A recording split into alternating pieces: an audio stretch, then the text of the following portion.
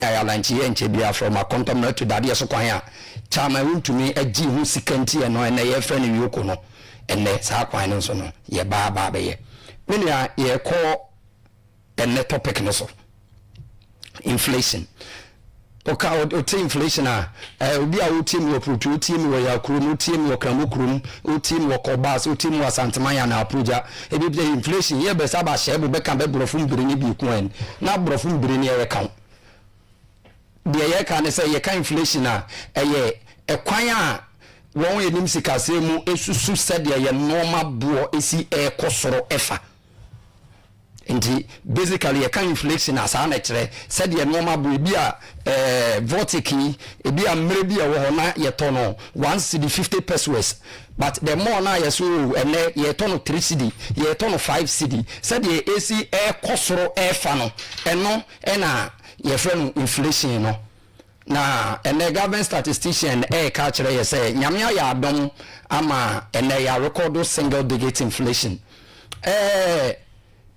the way can now what they toto aban na etwam kono and mama fa akwanya wi so na Dr.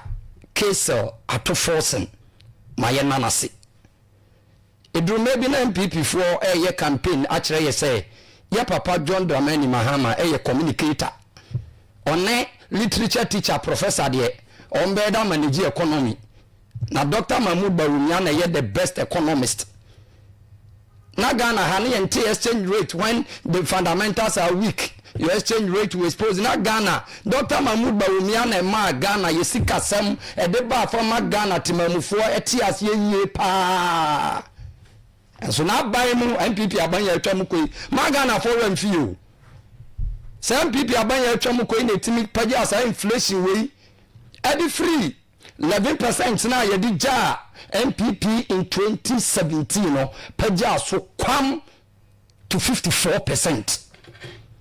E kire say na o hwe abupan se do no mabo e kosoro a say ye wo ha etimi koya ko aduonu 9 enti yet Ghana ha ena ye hu say emu a bag ananke ye tono 2.8 3 million abroswa 4.5 no etimi koya as far as 1,000 Ghana cedi 10 million you said the normal bo esi paja ye the basic commodities te say me ko mikroma putua the mbeba ye example the ordinary petrol no at the time etimi koya no tono 90 Ghana cedis per gallon within Oshiwura koya ko do 75 Ghana cedis we to be 80 Ghana cedis said the normal boys me course ko do you know 54%. Ye bi so mo na say Russia Ukraine war. Ye bi so mo na say COVID-19. But omo be kai enzo timi twa ntro ka kire say COVID-19 sika na ba aye no de omo ntimi ankire ndi omo de ye. Enti ye ne Ghana ni bia nim say mframa na ebo in 2023 in 2024 and Ghana ni bia enim gise ye nua no MPP fo a na nse yom ko do opposition amaka jo mze ye diburo nyana ye likumpo emonya hye bo boro omo na sisi a mo di sun we ka say e na oman ni mo omo boa Ghana fo na enim the economic indicators no obia enim and na me no ka say ye MPP e free ho. Now interest rate was hovering around 35%. You can interest rate o kwa ko je bosia. Nancy one da Bank of Ghana de mpo no. And now Bank of Ghana at so I mean the interest rate is even less than 25%. Iti ene one na kwa akopɛ bosia e de akoto no ma no ene e de adudwa no ene nsi hu on betua no eso ate. The same thing happens to inflation. Buy no, hand over, they gave it to us around 23 to 27 within the percentage. And now about single digit. It is not a single digit inflation we are celebrating, but I can't let you the say the inflation or air cost run still embra from because the two are there bakwana or more kapane, the cedi and the dollar. And then as a dollar so even 0.01 it must reflect in the prices of goods and services. Only Zaminia, MVP abai etimi baye, I'm inflation to me koya ma bade po boy and your con, but then your brother because man in your brother. Cause me kaze me krom na bade up to less than 60 cities. But and now me no kasai MPP for be flabam e ko do 100 Ghana cedis. I now me no kasai eswatia and eda 50 80 Ghana cedis a. Ye present normal bo air cost because and me no mienu etimu ze normal na ye to no. Normal bo edu ba bi na ntos. Ntos. Diani editwa no. Na intimi nto. And our market, it is totally different.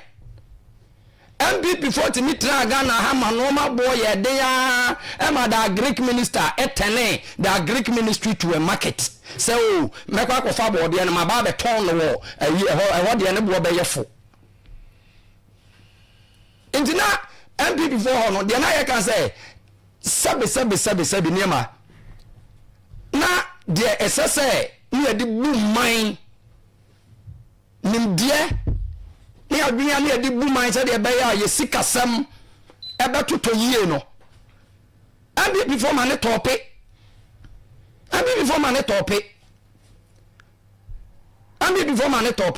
and na me no atena Ghana ha finance minister ben and I would di ne mra wi a watimi Ghana yakose o man foforo so a wo mra wo se wo ma this an anado dan kwa akofo ado a finance minister kwa cause when him say osafo ma for DB or te Ghana ha kwabanado for DB or te Ghana ha secretary DB or te Ghana ha kan ofori atawen enam ye sikasem hontoto ye bone MPP for kwa na timi tena Ghana ha because him say inflation be kosura na e kire say the Bank of Ghana is printing in more cash MPP ta na Bank of Ghana chain printing press printing sikasa to the point say the inflation rate may rise here to a tune of 54% in Ghana. And I mean we are back as a minimum. Omo dey say as normal of them on ma baso. Oh now bo ma baso. Oh you know me ya na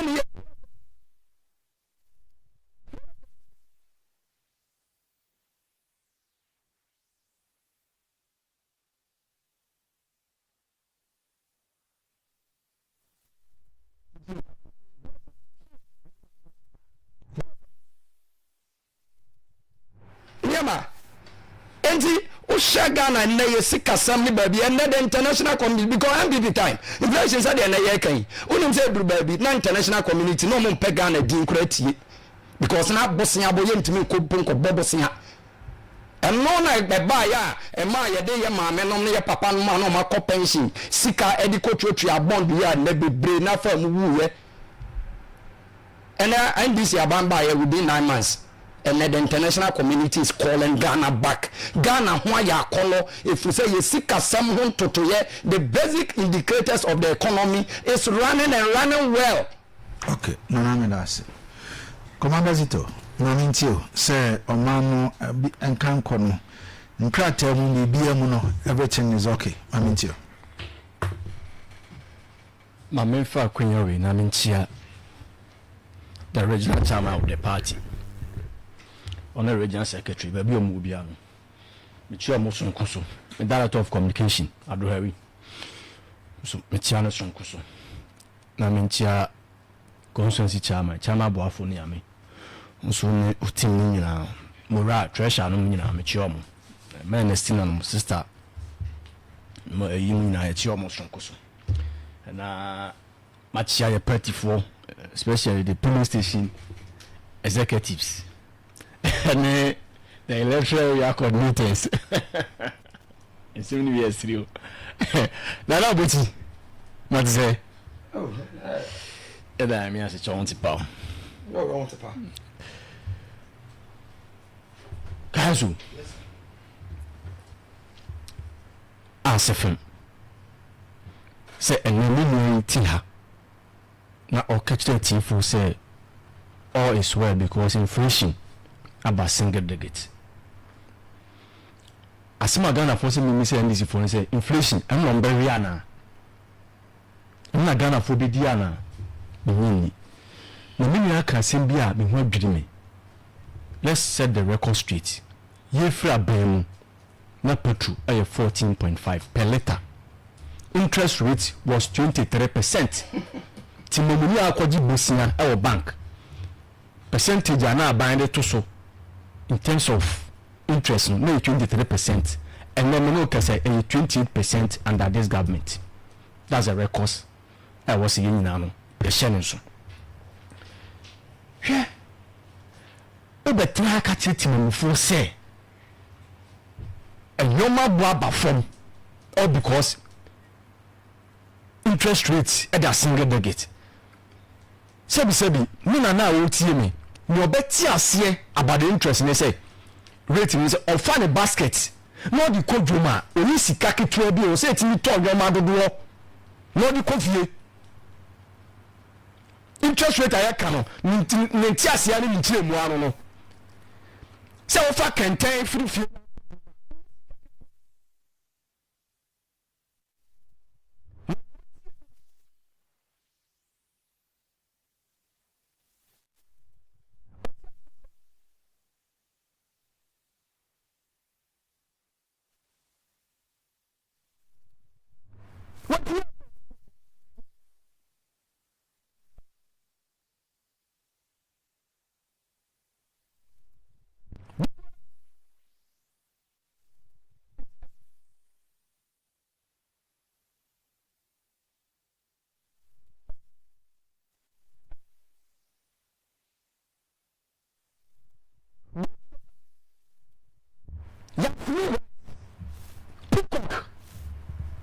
Lily, Jimo rice, and then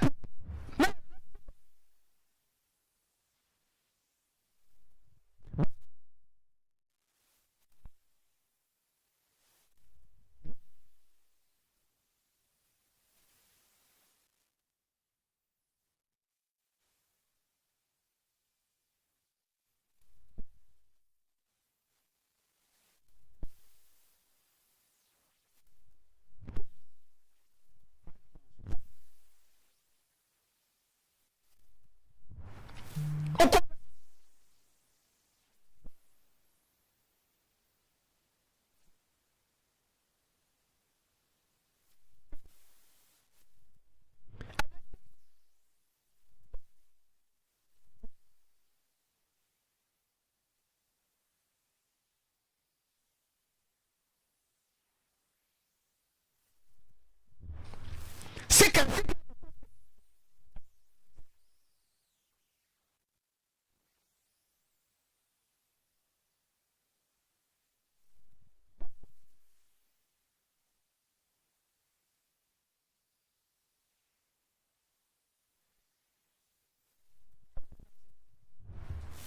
didn't come in say can interest rate above from dia and can your mama from me say you can inflation fantastic inflation rider near the hobby and not here catch it here for say petrol above from and you people put and now cost oil baby 13.7 per liter boy dear my baby at 12.99 and at the same time you top petrol under this rate must have be a fairly deal levy and also 1%. Faka on a radio. Namatia catch and say, Obi of you called robber. Just last week, offer car $25 is not challenging me. But over job and 0 offer car 30 cedis. And now if you just talk Masia, you do 60 cedis. You do 60 cedis. And only baby. Messi near Oko by day. And people fear them, not you want to take Ghana cedis. Or do you want to take Ghana cedis? And the name of Bahama. I see inflation about from her. Messi near Oko by day. I do 200 Ghana cedis. You fear baby. Na cement, baby. Na 85, baby. 90. And that baby a 104. Baby a 103. Yes. That is the reality on the grounds. Now, when we are saying inflation back from her, I say economy mu yamre. Why is it that and then about a peso a BC that If you come out, come and be a baby, see that. Say, and you flash war. I catch you about went to meet you. And you flash for catch you about went to meet you. Teachers from my Juma 10 solid months under this government. You're a Mahama, the government, or with me to a mocha. In general, fresh about no. And you're not.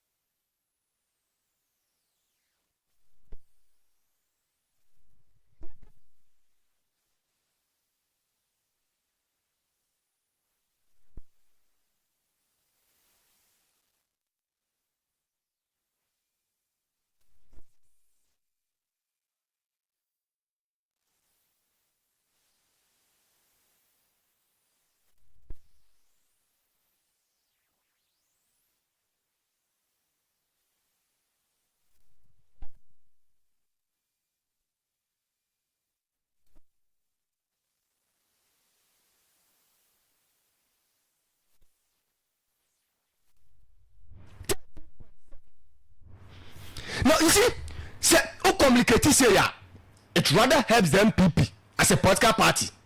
All that we need is say very united because a form and some am catch Ghana for me am here be fufu.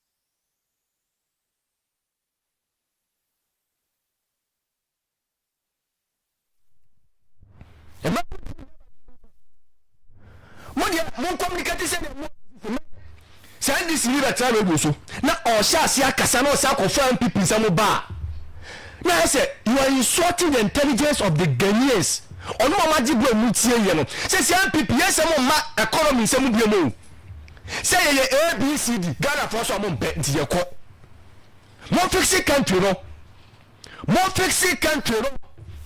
and say we also constituency. There is no any single project or matter. Young people, the any apple. I'm seeing people so can at least I already have you cocoa, you mother blue cram. Go to the market. Engine oil.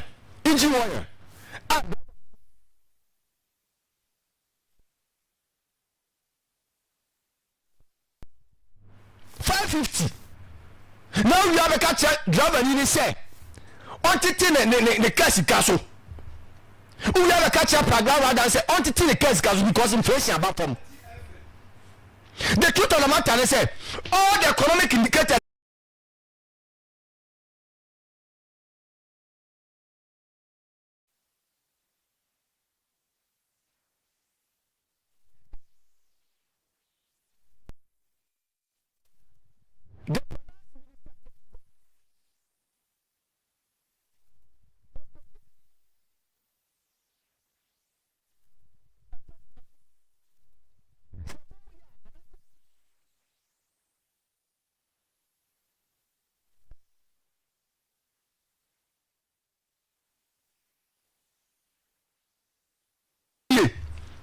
the 133 formula. Inflation is down.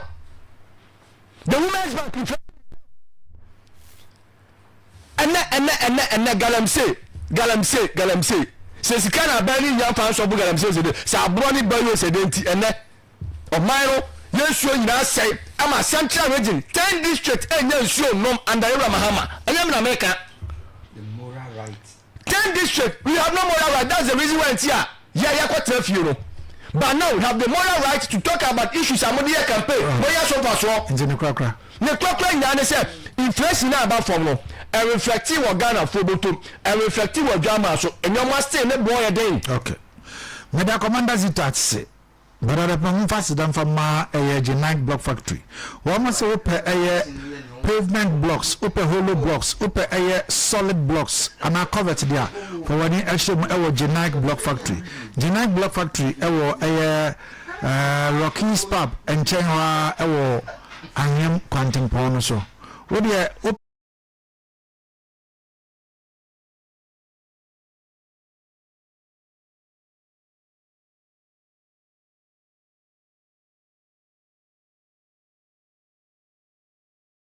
yes, we are connecting energies. Abia wo now we be a digital cell broadband no. Na bibi eba ente ma wuja yusu. Say yes, reconnect. We reactivate here no no dem.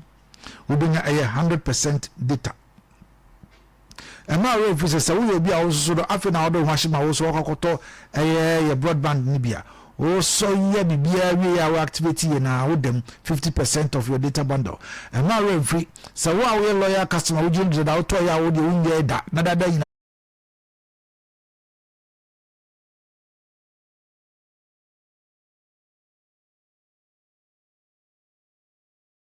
ensure na onkonko jenedie atade bia pa bia na say eye men executive office and occasional suit e madie ene memade ni nyina abusu ewo eye McDonald's Ventures obo McDonald's Ventures ewo empomam yemi cocoa board ena e boss ewo rope tablet oba so ye obi ewo honom with keyboard mouse Bluetooth speakers no nko ne banyina secret cameras in the TVs yesanso etonton designer polythene bags nti bomana fo ni chemo ewo cocoa board mpomam direct opposite ubon say McDonald's Ventures ewo honum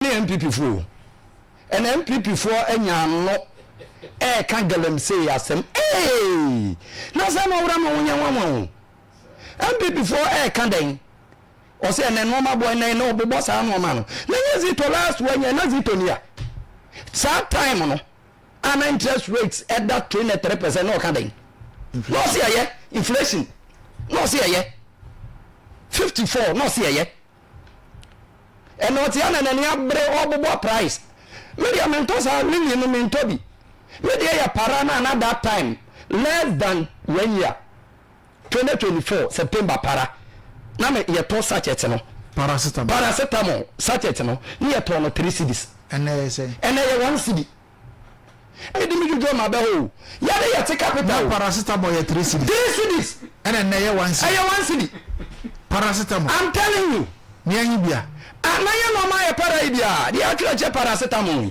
se para no ewo mo me wa the difference no under the rain no me ye 3 cedis ene ye 1 cedi minia wow ngo boya baso obo de fa 70 bo ne 1 gallon okofra ko yen no na wa pelu 1 million ene so atia wa 75 oye nti obe yenye nwachi ya na wo say yen train frafoka enye nwachi ya na papa mo 80 years 90 years for no mo akra bonte so na mo ye demonstration no na do ko broche ko ka say those rating agencies no benga na hore na benguro Ghana ye omo mpe Ghana ye and now omo de aba no so de look at the MPP omo ti say Timbaka o MPP 40 say Timbaka mini ezito onim no kura no pass and the boys ho atomo and the boys him say oyi 10 Ghana cedi or the call gobe ho a obe men less than 1 year now the 20 cedi kura ko wana women gobe I am telling you yanko dinase yanko dinase na now the 20 cedi women na ko yaba ko to fe so simple ni buy 5 cedis be pay 10 cedis and that is it on him anya se to ngwana ya street boy ya street boys so they told him say ya street boys me say do baby ya bone be pekan ya boy pekan a participant be me 3 cedis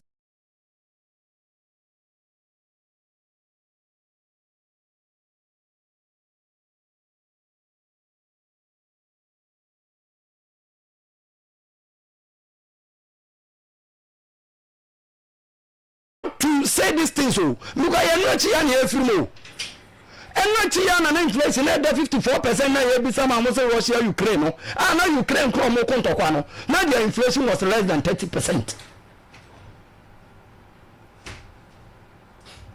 and na kuani na all no say the patron no na okoto no and that's what kuani nim Jodinina another be our foka di free putu almost every week be or the bano and every week be you say one of 10 Ghana cedi to 15 Ghana cedis in the every week we do 1 month no a service for the Kuamino Jodinino do that na at where you also na e supermarket na bre ni jenyo boy yes ya boy ko ya zaura market no boy na bori onyo boy